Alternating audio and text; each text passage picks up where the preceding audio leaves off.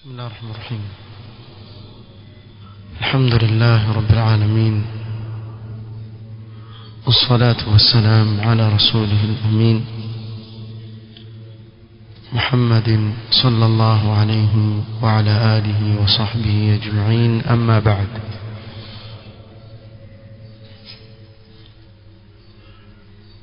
كدرس كتاب إتحاف الأنام في مسائل أو إتحاف الأنام بشرح حديث أحكام وآداب الصيام.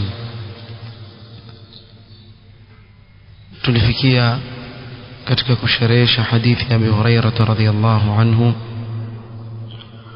قال رسول الله صلى الله عليه وسلم: كل عمل ابن آدم يضاعف، الحسنة بعشر أمثالها إلى 700 ضعف. قال الله عز وجل: إلا الصوم فإنه لي وأنا أجزي به، يدع شهوته وطعامه من أجلي. الحديث رواه البخاري ومسلم. tulieleza hiyo hadithi na fawaid zinazopatikana ndani yake, kisha tukaanza kugusia masail yanayofungamana na hadithi hii, na leo biidhnillah taala tutaendelea kutaja masail yanayofungamana na hadithi hii, tukiwa tuanza na hukmu man jamaa imra'atahu fi nahari Ramadhan wa huwa musafir. Hukmu ya yule anayemkaribia mkewe katika mchana wa Ramadhani akiwa safarini. سئلت اللجنة الدائمة عن حكم من جامع أهله في نهار رمضان وهما مسافران ومفطران. وليولizwa اللجنة الدائمة jopo la wanavyuoni wa mamlaka juu ya hukumu ya yule anayemkaribia mkewe katika mchana wa Ramadhani wakiwa wote wawili wako katika hali ya safari. Faajabat, jawabu lao likawa ni kama lifuatalo: yarhamkum. يجوز الفطر في السفر لمسافر في نهار رمضان ويقضيه. يجوز kutofunga, bimaana kula mchana wa Ramadhani kwa msafiri katika mchana wa Ramadhani kisha atalipa ile siku. لقوله تعالى: من كان مريضا أو على سفر فعدة من أيام أخر. kwa hivyo wakapewa udhuru wa safiri, yoyote atakayekuwa ni mgonjwa au katika safari basi atalipa siku nyingine. ويباح له الأكل والشرب والجماع ما دام في السفر. kwa hivyo ni mubah kwake, haina tatizo lolote, yajuzu kula, kunywa, kufanya kitendo cha ndoa maadamu yuko katika nini? Safari. Maadamu ni msafiri hakuzuiliwa na sheria. Na hili ni kwa sababu wapo baadhi ya watu ambao wapita mipaka, waweza kukwambia ni kweli yajuzu kula na kunywa, lakini kitendo cha ndoa si sawa. La, kama vile yajuzu kula na kunywa, pia kitendo cha ndoa yajuzu. وسئل الشيخ ابن عثيمين رحمه الله تعالى عن رجل جامع زوجته في نهار رمضان وهو مسافر. الشيخ ابن عثيمين رحمة الله عليه pia aliulizwa swali kama hili: hukumu ya anayemkaribia mkewe katika mchana wa Ramadhani akiwa ni msafiri. Faajaba, akajibu rahmatullahi ta'ala alayhi: لا حرج عليه في ذلك، لا حرج عليه في ذلك، hana dhambi wala uzito wote katika hilo. لأن المسافر يجوز له أن يفطر بالأكل والشرب والجماع. سباب مسافiri yajuzu kwake yeye mchana wake kufuturu kwa kula au kunywa au kitendo cha ndoa. Fala haraja alayhi wala kafara, kwa hivyo hana dhambi wala kosa katika hilo wala halipi kafara. Walakin yajibu alayhi an yasuma yawman 'an alladhi aftarahu fi Ramadhan, lakini itamwajibikia yeye kufunga ile siku aliyoiacha akiwa msafiri mchana wa Ramadhani, atailipa baada ya Ramadhani. وكذلك المرأة لا شيء عليها إذا كانت مسافرة مفطرة. كذلك mwanamke pia hana dhambi wala kosa wala uzito wote ikiwa ni msafiri pia yeye na pia ni muftara. أما غير المفطرة في ذلك قال إذا كانت مسافرة مفطرة أم غير مفطرة في ذلك اليوم معه. hata akiwa hakufuturu yule mwanamke, kwa mfano amefunga katika safari kisha yule mumewe akamkaribia, lakini wako katika nini, safari, kitu kitakachotokea pale ni kuwa ile somo itakuwa ishakwisha, lakini haambiwi kuwa amefanya kosa, kwa sababu kama vile yajuzu kwa mtu kufuturu na kula na kunywa, pia yajuzu kwake yeye katika safari kufuturu na kitendo cha ndoa. Ni sawa sawa na kusema amekula chakula ama amekunywa kinywaji, kwa sababu katika safari yajuzu kwake yeye kutofunga.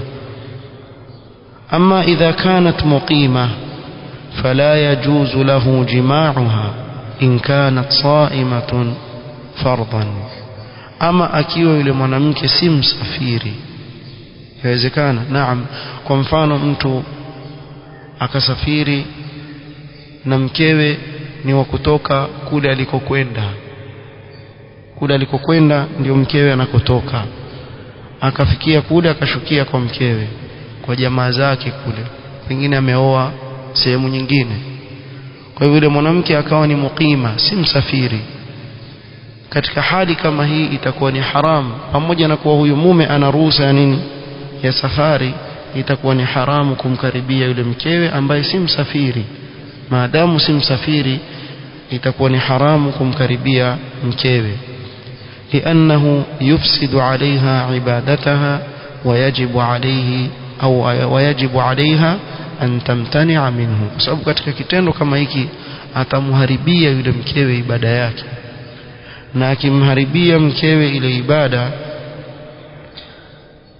kwa yule mkewe itakuwa ni kupata dhambi ikiwa amekubali kile kitendo, na huyu mume itakuwa pia amepata dhambi kwa kuwa yajua aharibu ile saumu ya mkewe. Na ni wajibu kwa yule mwanamke kukataa kitendo kama hiki ikiwa amefunga saumu ya faradhi katika mchana wa Ramadhani na yeye si msafiri. Masala inafuata, hukmu جامع زوجته من غير إنزال في نهار رمضان جاهلا تحريم ذلك. yaweza kutokea kuna baadhi ya watu ambao hawajui hukumu, kwa mfano akamuingilia mkewe kikweli, lakini akidhania kuwa ili somo yake iwe imevunjika ni awe ametokwa na manii, ama akiwa ameingia akatoka bila ya kutokwa na manii, kuwa somo yake bado ipo. Hajui hukumu, yeye adhania, huyo anayeuliza, kuwa mpaka mtu aingie kule ndani awe atatokwa na manii ndio iwe ameharibu somo, ama akiingia na kutoka hivi hivi yeye adhania kuwa haijaharibu somo. Hukumu yake mtu kama huyo nini? Ni jahil, hajui kuwa hata bila kutoa manii ni haramu. قال الشيخ ابن عثيمين رحمه الله: القول الراجح أن من فعل مفطرا من المفطرات أو محظورا من المحظورات في الإحرام أو مفسدا من المفسدات في الصلاة وهو جاهل فإنه لا شيء عليه. قول الراجح، katika masala haya ni kuwa mwenye kufanya chochote kile chenye kufuturisha au akafanya jambo lolote lililokatazwa katika ihram akiwa katika haji ama umra, au kile kinachoharibu swala na aliyakuwa hajui, basi huyu hachukuliwi katika hili. Kama kwa mfano mtu akazungumza katika swala hajui kuwa haifai kuzungumza katika swala, kama yule sahaba ambaye alichemua akasema alhamdulillah alhamdulillah, masahaba wakawa wale karibu yake wamfungulia macho, akamwambia malakum tanzuruna ilayya hakadha, mbona nyinyi mnitazama hivi, kwani ninafanya nini mimi? Masahaba wakazidi kumtolea macho, yani anyamaze. Alivyoona hivyo akajua labda hawa nikataza mimi nafanya nini, nazungumza. Baada ya swala Mtume sallam akamuita yule sahaba akamwambia, hii sala haijuzu kutia ndani yake maneno ya watu, inma huwa at-takbir wat-tasbih wa qira'at al-Qur'an. Ndani ya sala ni takbir na tasbih na kusoma Qur'ani. Yule sahaba akasema wallahi ma naharani, Mtume sallam hakunikemea wala hakunitupia maneno, wa kana khair muallim, sijaona mwalimu kama yeye na namna alivyonifundisha. Ashahid ni kuwa Mtume sallam hakumwambia huyo sahaba fa nini aregelee swala yake, sababu alikuwa ni jahil, hajui kuwa haijuzu kuzungumza katika swala.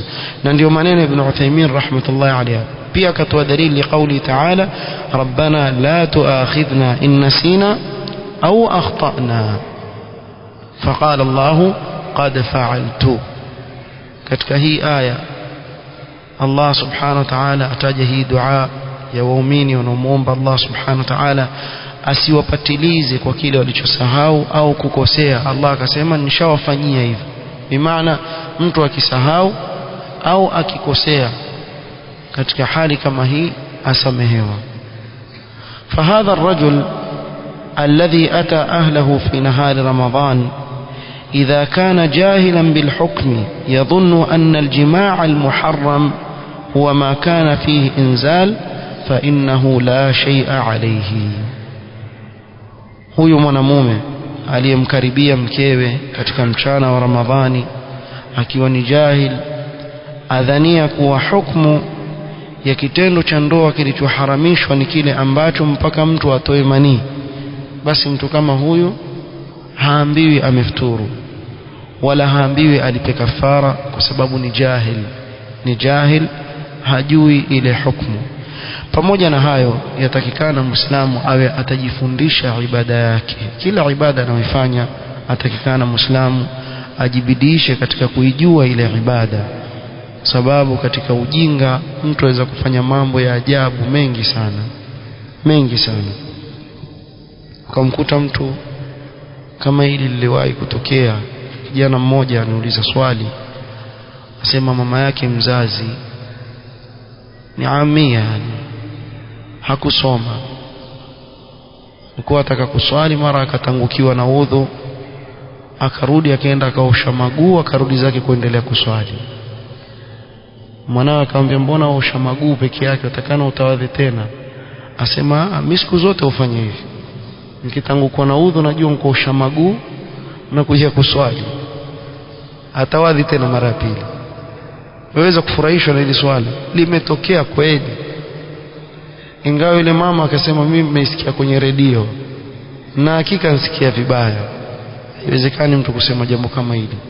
Na pia kuna nisba muayyan yawezekana, kuna nisba muayyan kwa kwenye maredio yetu haya, yawezekana kupatikana mtu mzuka akatoa fatwa kama hiyo ya ajabu, kama si kutawadha kujisafisha kama wanavyosema, usichukue ibada ni kujisafisha na kila kitu ushasafisha, wewe usha miguu tu urudi zako, sio? Almuhim, mtu asipoisoma ibada yake kuna mambo mingi sana yaweza kumkabili katika ibada ambayo yaweza kuiharibu ile ibada bila yeye kujijua. Kwa hivyo ni wajibu mtu kujifunza ibada yake. Ma hukmu al-qatra fi al-udhun wal-ain? Masala inayofuata, nini hukumu ya matone ya dawa katika macho au masikio. قال الشيخ عبد العزيز بن باز رحمه الله تعالى. الشيخ ابن باز رحمة الله عليه akiwa aeleza ahkam nyingi zinazofungamana na saum, hasa yale yanayofungamana na mambo yaliyotokea katika asri hii, akasema tandhiful asnan bil ma'jun la yaftur bihi as-sa'im, kusafisha meno au kupiga mswaki kwa kutumia kile mnachokiita dawa ya mswaki, toothpaste ile kutumia hii haimfuturishi aliyefunga, haina matatizo. Kasiwak mfano wake ni kama kupiga mswaki wa kijiti, haina tatizo. Wa alayhi taharruz min dhahabi shay'in minhu ila jawfihi, na ni juu yake awe atajizuia sana isije kitu kikaingia ndani ya tumbo lake. Fa in dakhala shay'un min dhalika biduni qasdin fala qadaa alayhi, ikiwa kutaingia chochote bila ya kukusudia basi halipi ile siku, saumu yake iko pale pale, ni sahihi. Qala wa hakadha qatratul aini wal udhun, hivyo hivyo matone ya macho na masikio, ile dawa ambayo watu huweka kwenye masikio na macho. La yafturu bihima as-saimu fi asahhi qawli al-ulama, katika kauli sahihi ya wanavyuoni ni kuwa anayefunga ikiwa ataweka matone ya macho au masikioni hafturu kwa hilo, saumu yake ni sahih. Fa in wujida ta'mu al-qutur fi halqihi au fa in wajada طعم القطور في حلقه فالقضاء أحوط ولا يجب, ikiwa atapata ladha ya kile alichokiweka machoni au masikioni katika koo yake, asema aweza kuilipa ile siku ingawa sio wajib, khuruja min alkhilaf, liannahuma laysa manfadhain lit-ta'ami wash-sharab, kwa sababu macho na masikio sio njia za kuingia chakula na kinywaji. أما القطرة في الأنف لا تجوز, أما matone kwa pua haijuzu, لأن الأنف منفذ, kwa sababu pua ni njia inaopeleka mpaka kwenye tumbo. ولهذا قال النبي صلى الله عليه وسلم وبالغ في الاستنشاق إلا أن تكون صائما. Mtume صلى الله عليه وسلم asema wabaligh fil istinshaq, alipokuwa zungumzia sunna istinshaq ya kuingiza maji puani na kutoa, akasema kuwa baligh, yani afikishe ndani sana yale maji, isipokuwa ukiwa umefunga. Mtume sallama akalizungumza wazi, na hii yaonyesha wazi kuwa pua ni njia katika njia zinazofikisha kile kinachoingia mpaka kwenye tumbo. Wa ala man fa'ala dhalika alqada li hadha alhadith, na anayetia matone ya dawa kwa puani yakaingia ndani, ni juu yake ailipe ile siku kwa ushahidi wa hadithi hii. Majaa fi maanahu, hadithi zilizokuja katika maana haya.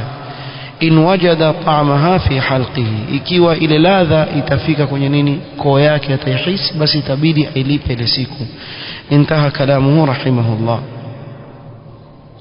وقال رحمه الله تعالى أيضا الصحيح أن القطرة لا تفطر, قول صحيح ni kuwa yale matone yanawekwa kwenye macho na masikio hayafturishi. Wa in kana fiha khilafun baina ahli alilm, pamoja na kuwa huenda katika swala hili sema kuna khilaf baina wanavyuoni, haithu qala ba'dhum إنه إذا وصل طعمها إلى الحلق فإنها تفطر.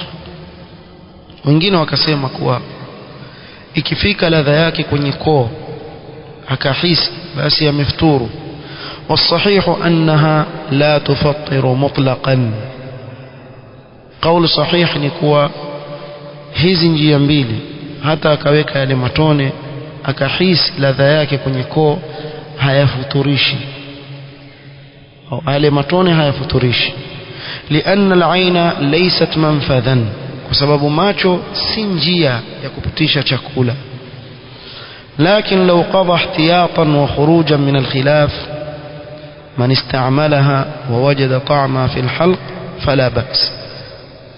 Lakini asema ikiwa atalipa mtu ile siku ihtiyatan, ili atoke katika khilaf baina ya maulama, ikiwa atapata ladha katika koo yake la ba's.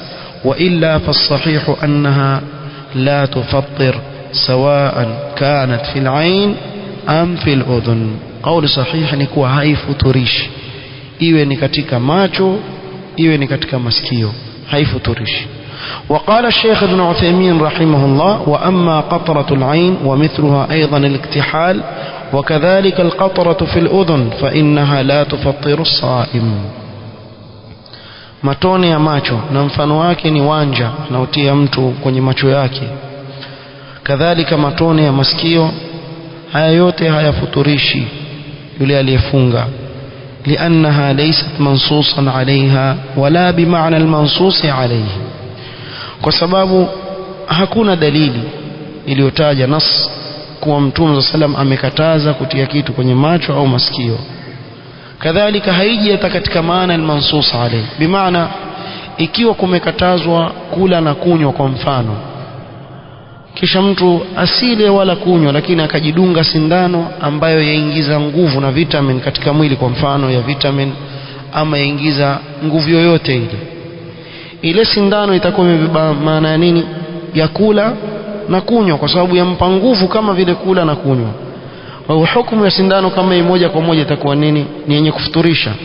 Lakini hili suala halina hata maana ya kile ambacho kimetajwa katika dalili. Wal-ain laysat manfadhan lil-akli wash-shurbi, na jicho si njia ya kula na kunywa. Wakadhalika al-udhun, kadhalika masikizi, fahiya kaghairiha min masamil jasad, ni sawasawa na tundu yoyote ya kiwiliwili. Kama kwa mfano mtu akiingia kwenye maji akakaa ndani ya maji, kichwa nje mfano, akakaa ndani ya maji, sisi tunajua kuwa katika mwili kuna nini? Kuna tundu nyingi sana katika mwili. Tundu zile ambazo ziko kwenye ngozi yake zajulikana, lakini hakuna yoyote katika wanaoviona aliyesema kuwa mtu yafuturu kwa sababu pale akikaa ndani ya maji yale maji yataingia kwenye zile tundu za ngozi na kadhalika.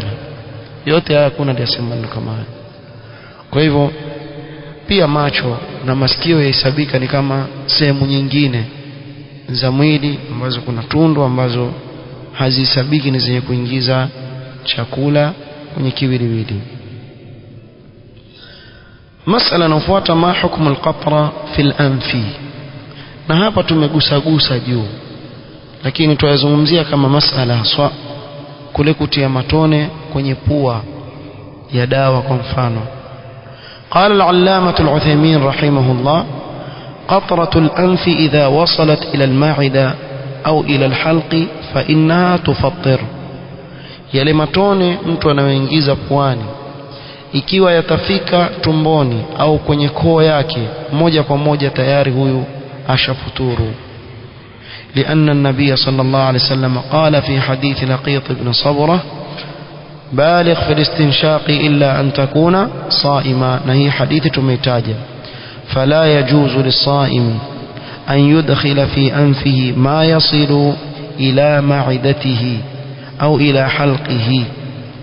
kwa hivyo haijuzu kwa aliyefunga kuingiza puani kile kitakachofika katika tumbo lake au koo yake.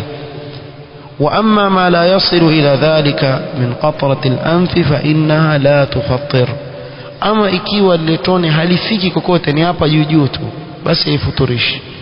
Ikifika kwenye koo ama kwenye tumbo, hiyo hesabika ndio inafuturisha.